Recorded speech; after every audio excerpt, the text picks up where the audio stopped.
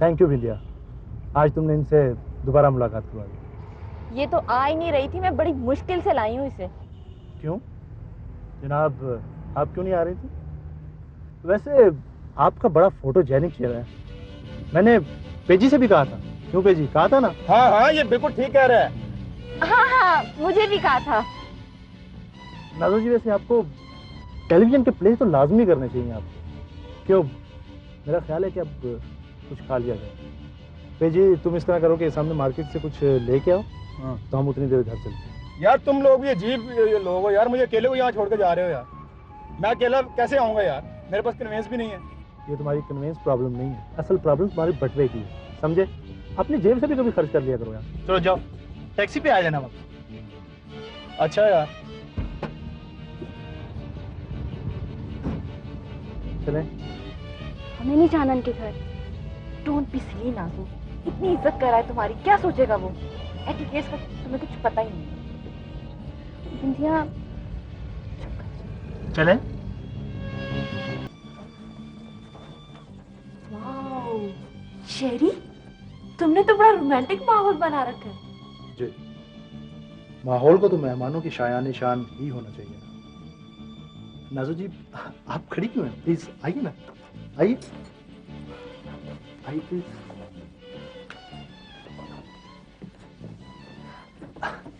Sheri, you are crazy. Yes I am. Nazo ji, आप भी तो कुछ बोलिए ना। आप टीवी की बात कर रहे थे, क्या आपकी कोई वाकफियत है वहाँ? वाकिफ, सभी वाकिफ हैं। They are all my friends. क्यों, आपने ड्रामों में काम करना है? नहीं नहीं, मैं तो बस यूं ही पूछ रही थी। नहीं, अगर आपने ड्रामों में काम करना है तो कोई प्रॉब्लम नहीं होगी आपको, सभी दोस्त हैं मेरे। यस पेजी,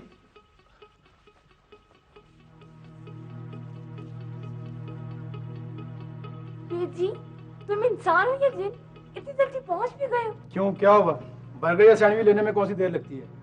आप लोग खाम खा मुझे वहाँ छोड़कर आ गए, इसमें मेरा क्या कसूर है यार? बस अब ज्यादा इंटेलेक्चुअल बनने की कोशिश मत करो। इसे खोलो और जाओ, मैं भी आ रहा हूँ।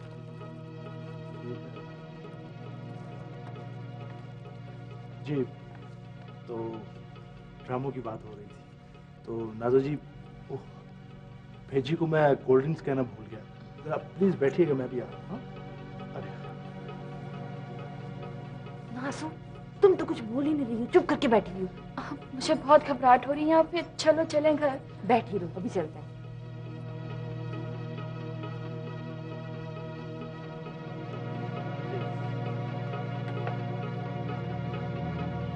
नाज़ो जी,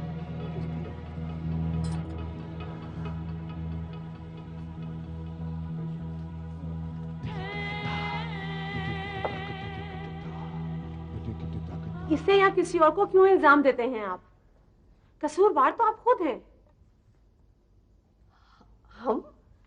हाँ, आपने अपनी बच्ची को मुसलसल नजरअंदाज किए रखा और इस पर वो तवज्जो नहीं दी जिसकी वो हकदार थी।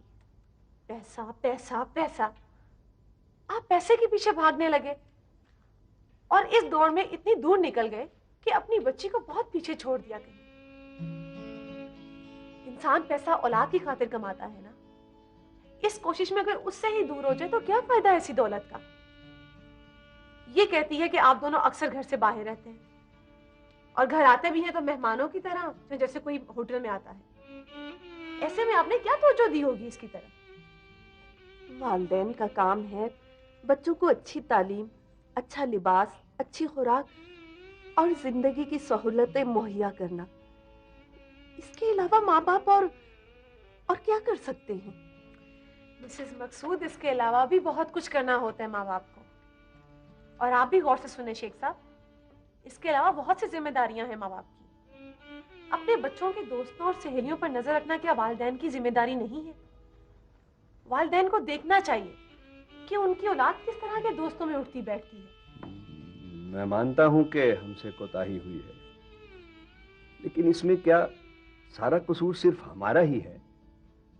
और फिर महंगाई का ये आलम है कि हम दोनों मियां बीवी मिलकर काम करते हैं, तब कहीं जाकर अखराजात पूरे होते हैं।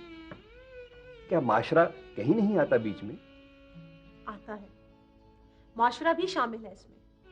आप और मैं भी तो इसी माशरे का हिस्सा हैं। और सबसे खतरनाक किरदार तो मीडिया ने अदा किया है। मीडिया ने वो कुछ एक्सपोज कर दिया है हमारा माशरा जिसका मुतहम्मिल नहीं था अभी। Film, VCR, TV, dish, cable, channels channels channels. कच्चे जहनों पर असर तो होता है इनका। फैशन और थ्रिल के तौर पर अपना लेते हैं। हमारे बड़े बेमौसम का फल नहीं खाने दिया करते थे। कहते थे कि इससे बदहजमी हो जाती है और फिर बुखार चढ़ जाता है। मीडिया ने भी बहुत कुछ बेमौसम ला फेंके हैं हमारे बीच। अगर हमें अपने आप को बुखार से बचाना है तो बहुत एहतियात से खाना होगा ये बेमौसम का फल।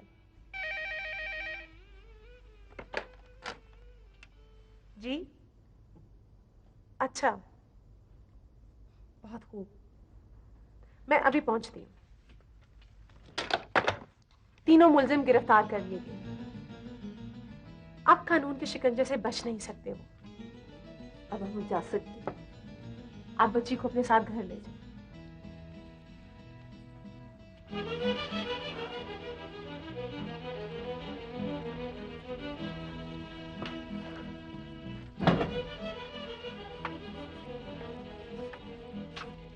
Thank you. बहुत बहुत शुक्रिया। कोई बात नहीं।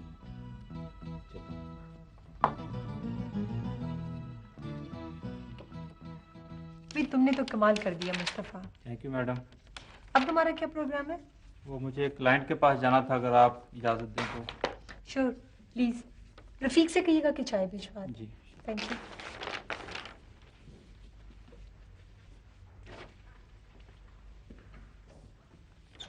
क्या बात है, आज चाय का कोई मूड नहीं? बस अभी चंद सेकंड बाकी हैं।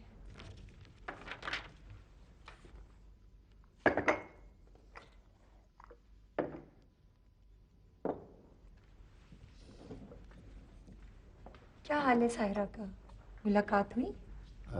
जी मैडम, तकरीबन रोज़ाना ही मुलाकात होती है। वो बहुत तन्हा रह गई है ना? हम ऐसा महसूस करते हैं, वो शायद ऐसा नहीं समझती। इंसान जितना भी मजबूत हो, तन्हाई का आरा उसे काट डालता है। तुम अगर उसके लिए कोई मुनासिब रिश्ता तो ढूंढ दो, तो मैं उसे कहूंगी कि वो शादी कर ले। मैडम, ये जो तुम जिस तरह नर्वस हुए हो ना, लगता है तुम उसके लिए कोई रिश्ता नहीं ढूंढ सकोगे। अस्सलाम वालेकुम। तुम अचानक? थक गई थी, सोचा आपसे मिलकर एनर्जी ले। चाय पियोगी? नहीं, मुझे तो भूख लगी है, खाना मंगवाएं। खा लेते हैं। रफीक को भेजो, बल्कि ऐसा करो कि तुम खुद ही जाकर ले आओ किसी अच्छे से रेस्टोरेंट से। मेरा ख्याल है मैडम कि मंगवाने के बजाय खुद ही क्यों ना कहीं चले, जरा आउटिंग हो जाएगी। Not a bad idea. क्यों साहिरा?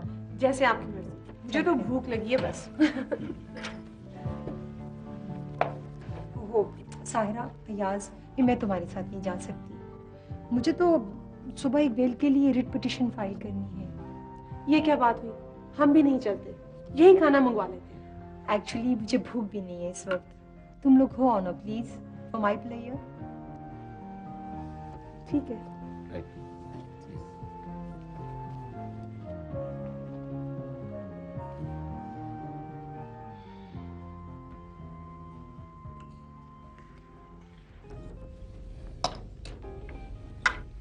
आपने क्या जवाब दिया? आपने क्या जवाब दिया?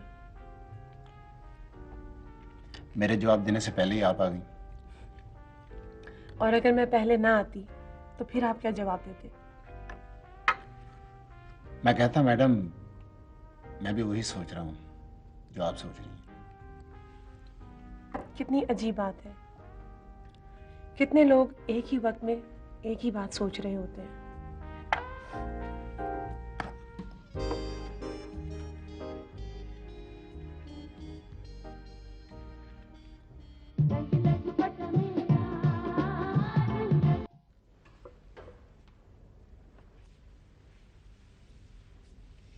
कुछ दिन पहले मैंने तुमसे एक सवाल किया था, लेकिन तुमने कोई जवाब ही नहीं दिया उसका। आपने सवाल नहीं पूछा था, आपने मेरी रहनुमाई की थी, मुझे एक रास्ता सुझाया था, मुझे बताने की कोशिश की थी कि अंधेरे के बाद आने वाला अंधेरा कितना गहरा होता है। फिर क्या सोचा है तुमने?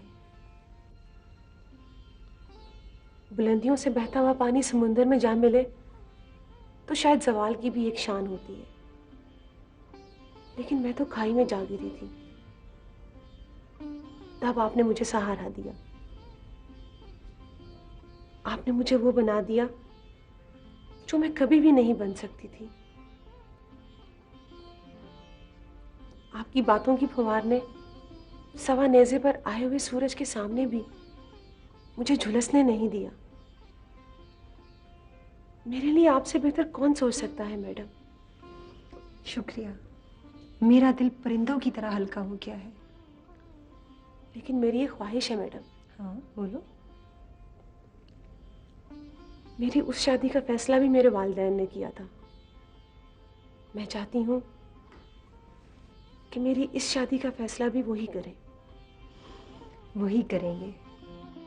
मैंने सिखाया नहीं तुझे?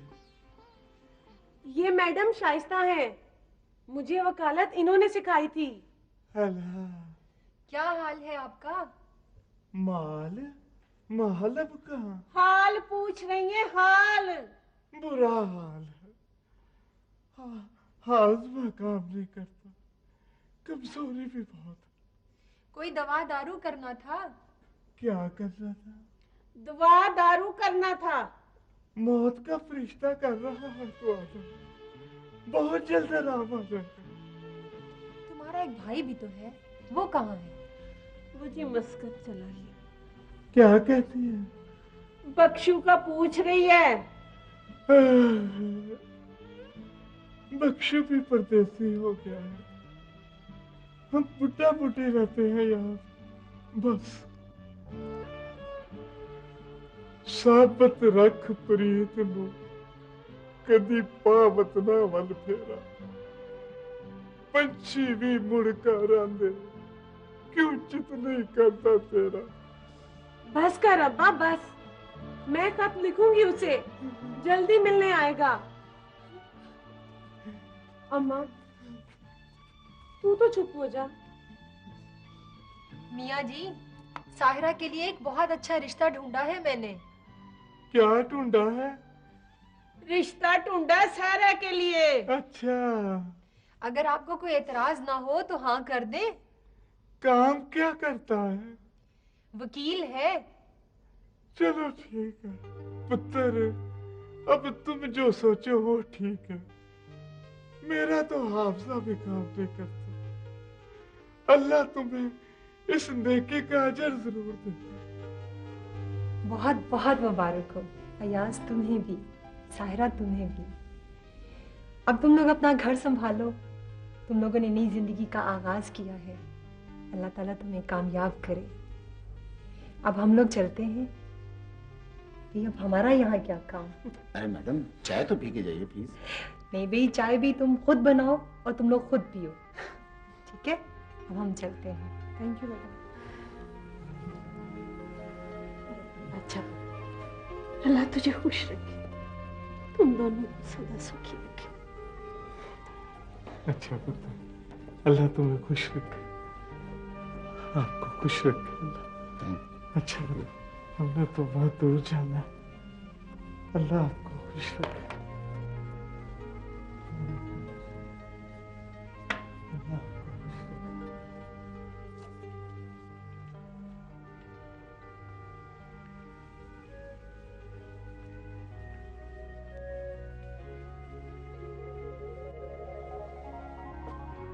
जी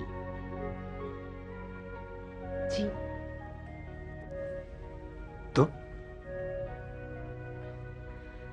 तो मुझे ये बताएं किचन की तरह, मैंने चाय बनानी है। तो भाई इकट्ठे मिलकर बनाते हैं, प्लीज वेलकम।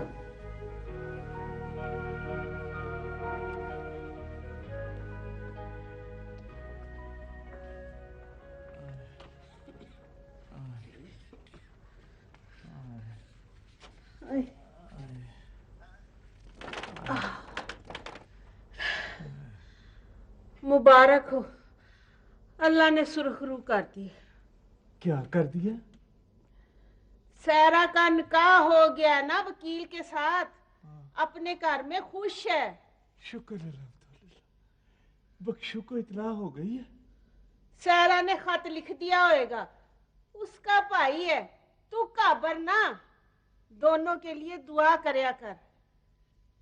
मैं तो कहता हूँ लाहौर में कुछ दिन और ना रह लेते। हाय हाय, लाहौर जाने का शौक ना गया। तौबा। क्या? कुछ नहीं। बड़ी खामोशी से शादी हो गई अय्याज और सहरा की, पता ही नहीं चला। और कोई तोहफा भी कबूल नहीं किया उन्होंने। और मैडम मेरा भी कोई तोहफा कबूल नहीं किया उन्होंने। बारात सजाने से खुशियां बढ़ नहीं जाती। आप अपने किसी दोस्त की खुशी की खबर सुनकर खुश होते हैं, यही असल तोहफा है।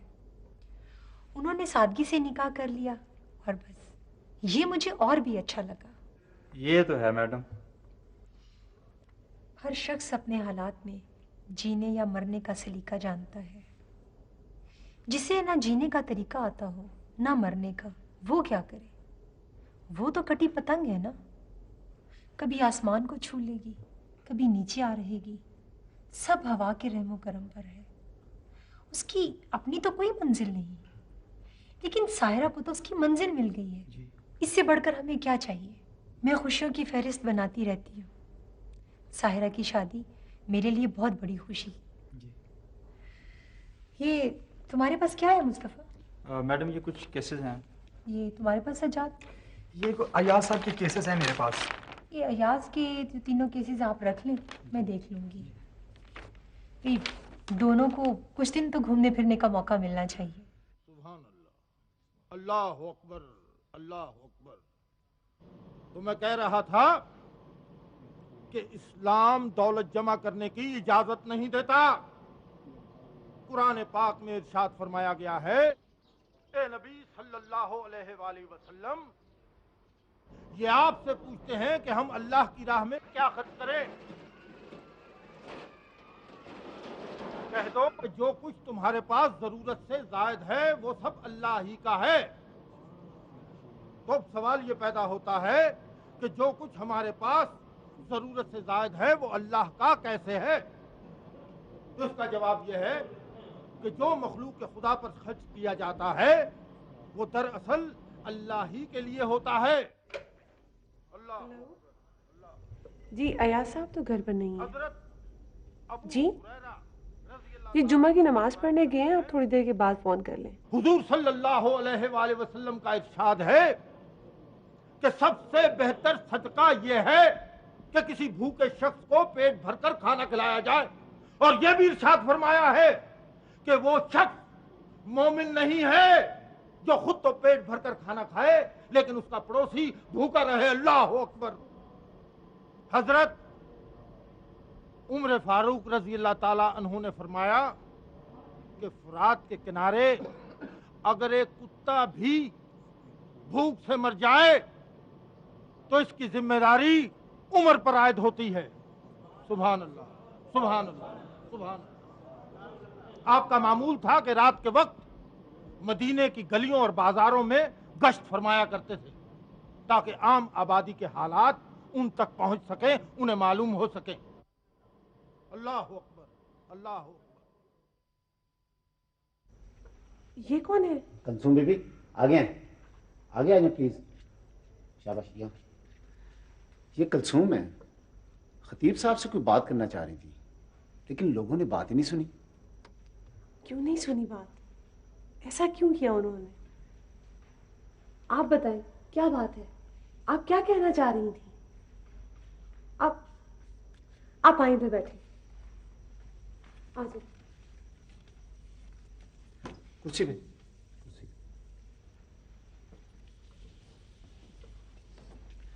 आप बताएं, क्या बात है? आपको किस बात पे गुस्सा आ गया था? हमें बताएं ना। कुछ नहीं जी, बस रहने दे, मेहरबानी, मैं जाती। नहीं, बैठे आप बैठे तो सही। बात क्या है आखिर? बस जी, बात क्या होनी है। सब कहते हैं भूखे को खाना खिलाएंगे, गरीबों को उसका हक दिलाएंगे, पर मेरे दिल के जख्म कोई नहीं देखता। सारा खाना तैयार है। बस 20 मिनट बाकी है। आप हमें दिखाएं अपने दिल के जख्म, हम देखेंगे। आप नहीं देख पाएंगी आप।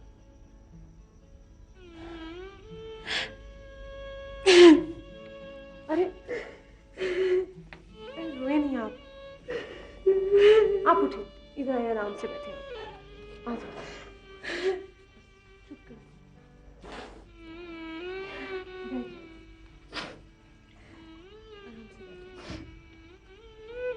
ये लो, पानी पिए।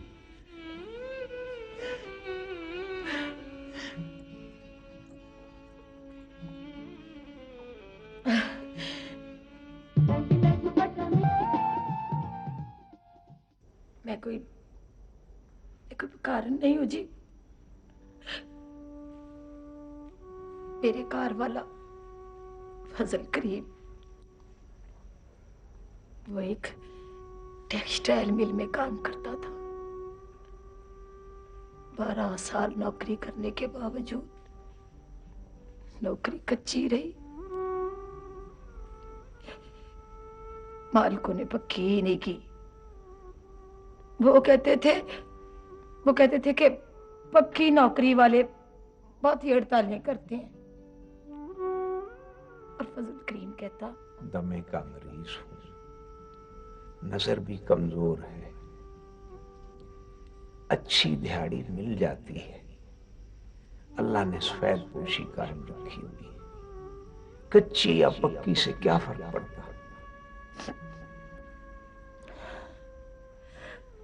फिर अचानक कपास को सुंडी लग गई। 2 साल तक कपास ही नहीं हुई। मालिकों को नुकसान हुआ। बैंकों ने कर्जे की वापसी के लिए जोर डाला। मालिक कहने लगे हमारे पास तो कुछ है ही नहीं, नीलाम कर दो, मिल बंद ही कर दो। फजल करीम कहाँ रहा बैठा। मैंने कहा किसी और मिल में काम ढूंढ लो। तबाही फिर गई है, छोटी बड़ी सारी मिलें बंद हो रही हैं, काम कहाँ ढूंढूं। दमे और नजर की वजह से मजदूरी कर नहीं सकता। पहले दवाई के पैसे खत्म हुए, फिर रोटी के। हसरत भरी नजरों से बच्चों की तरफ देखता। एक दिन कहने लगा,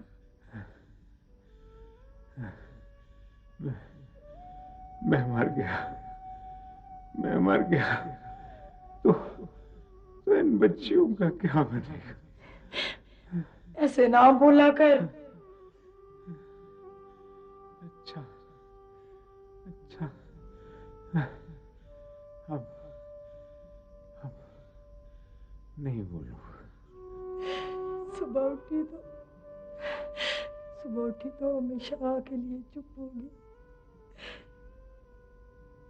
काम करता आदमी बेकार होके घर बैठ जाए तो उसका आधा साह निकल जाते।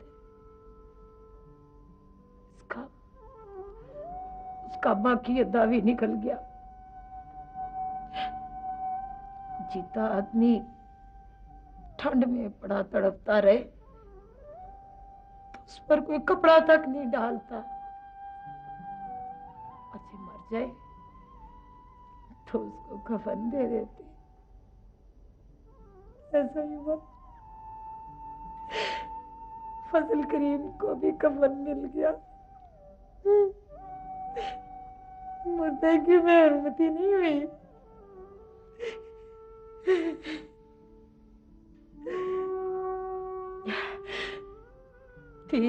तीन दिन तक चूल्हा बंद रहता है। चौथे दिन जलाया तो ख्याल आया कि पकाऊंगी क्या, घर में तो जहर भी नहीं है।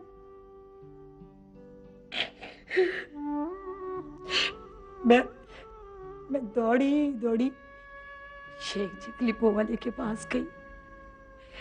मैंने कहा, इनका सखिया इतनी दुनिया को काम देता है, मुझे भी क्लिपों में मोती लगाने का काम दे दे। शेख जी कहने लगा, तू भी ले ले। मैंने वो 1 दर्जन क्लिप ले लिए। पता है, 1 दर्जन क्लिपों में मोती लगाने के दर्जन के पूरे 2 रुपये मिलते थे।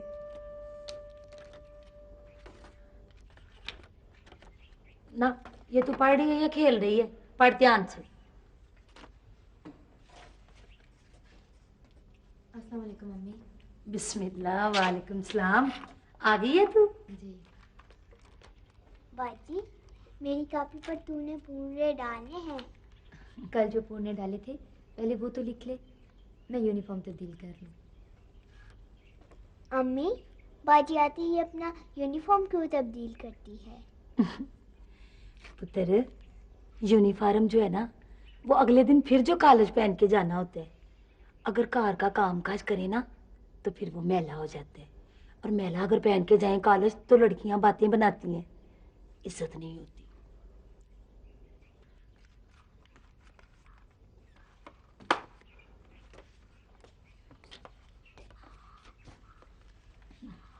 पुत्र, जा पहले रोटी खा ले जा। अच्छा मम्मी।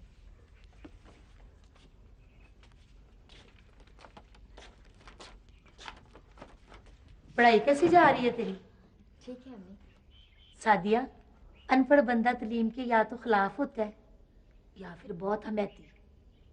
अल्लाह बख्शे, तेरे अब्बे को तुम दोनों बहनों को पढ़ाने का बड़ा शौक था। अब्बू जी की ख्वाहिश जरूर पूरी होगी अम्मी।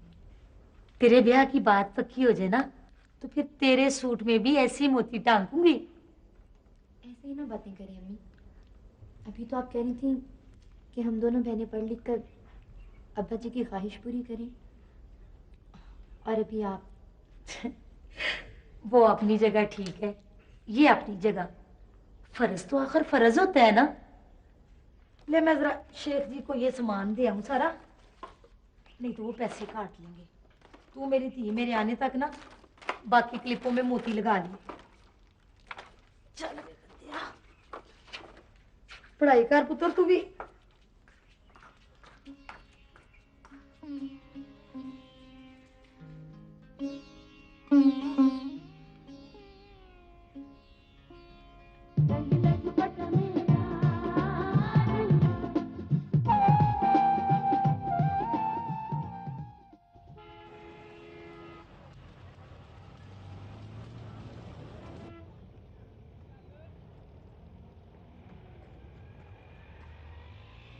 आओ बीबी, ले आई हो? जी शेख जी, गिन ले। 10 दर्जन है शेख साहब। डब्बी खोल के देखो, 10 दर्जन है। ठीक है शेख साहब। पूरे हैं? पूरे।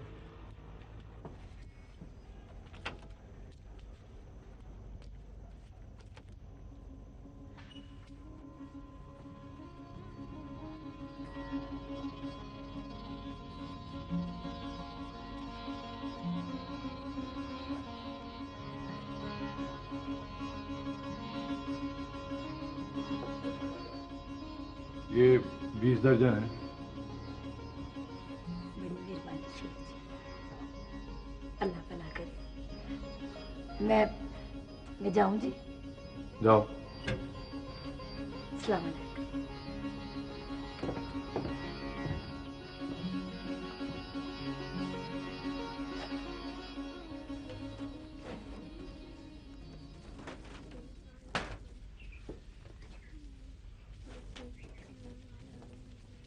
वालेकुम। वालेकुम सलाम। चाची नजर नहीं आ रही? शेख साहब का माल देने गई हैं, पैसे लाने थे ना। अच्छा, जुबैदा, तुम स्कूल जाती हो? Very good. पता चला था आपकी प्रमोशन हो गई है, मुबारक हो। शुक्रिया। तुमने दुआ की थी? दुआ नहीं, दुआएं की थी मैंने।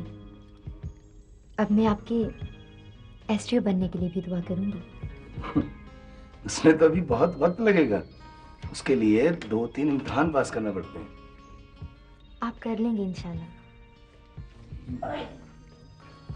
बल्ले रे बल्ले। अस्सलाम वालेकुम। वालेकुम सलाम। क्या हाल है पुत्र? मैं बिल्कुल बैठ बैठ बैठ। तू कब आया? बस चाची अभी कुछ देर पहले यहाँ से गुजर रहा था, सोचा आपका हाल पता करता चले। हाल क्या होना है पुत्रा, जिंदगी के दिन है गुजर रहे हैं। बेटा चाय पिलाई है? नहीं, चाय नहीं पीनी। मैं बना लेती हूँ। नहीं, पी ली थी। वो सारा दिन ऑफिस में चाय ही चलती है। हाँ ठीक है, ये भी ठीक कह रहे तू। नुसरत का क्या हाल है? अभी बिल्कुल ठीक है। आप लोग आए ना किसी दिन? हाँ हाँ जरूर आऊंगी, क्यों नहीं आऊंगी। आला पुत्र, मैं जरा थोड़ा सा काम कर लूं, है? तुम लोग पुत्र बना दे चाय।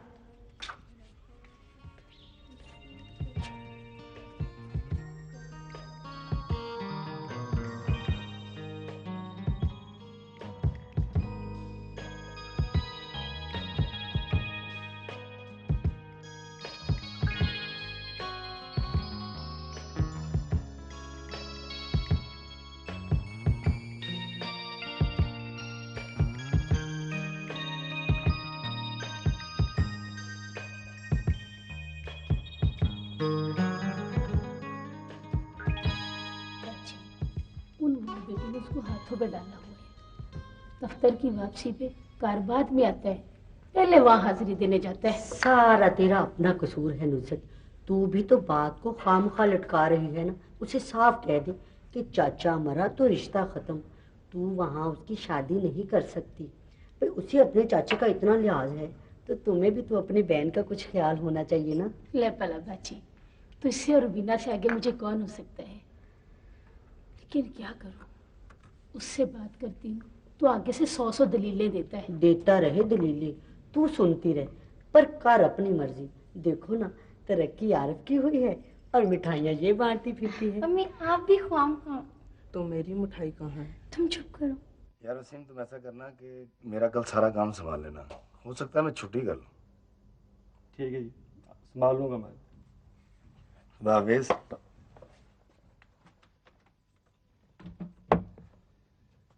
लगता है आरफ आया है। हाँ।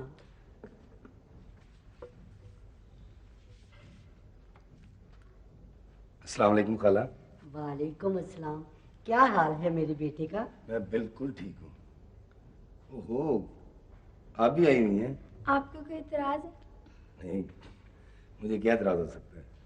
आपकी खाला का घर है, जब जी चाहे आओ।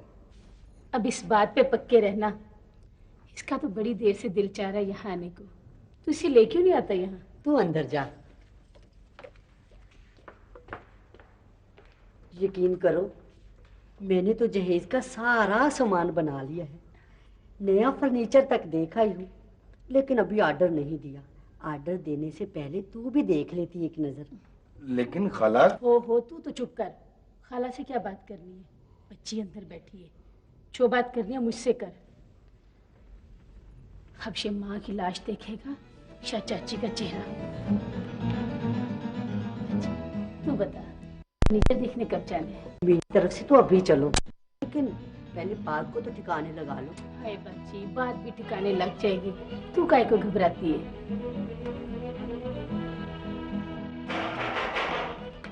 जुबैदा, जाकर देख बाहर कौन है।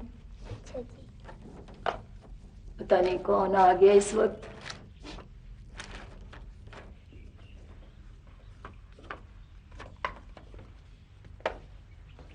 बिस्मिल्लाह।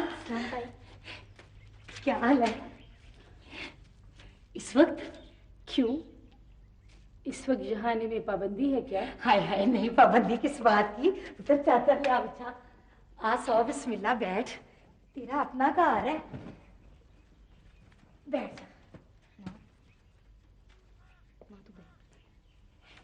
चाय बना जा। हाँ नहीं नहीं चाय रहने दो। बना लेती हूँ ताई। हाँ कोई बात नहीं, तुम जाओ जाके पढ़ो। सुबेदा तुम भी दूसरे कमरे में पढ़ो, मुझे तुम्हारी माँ से जरूरी बात करनी है। खैरियत तो है? खैरियत ही है। आरफ आया था यहाँ? आरफ? हाँ, पर क्यों? आजकल शादी के लिए जोर डाल रहा है, मैंने सोचा तुम्हें भी बता दूं। अल्हम्दुलिल्लाह, ये तो बड़ी खुशी की बात है। सादिया के 12वीं के इम्तिहान तो होने हैं अभी, पर कोई बात नहीं, पहले फर्ज पूरा हो जाए, इम्तिहान तो बाद में भी होते रहेंगे। तो ठीक है, तुम शादी की तैयारी करो।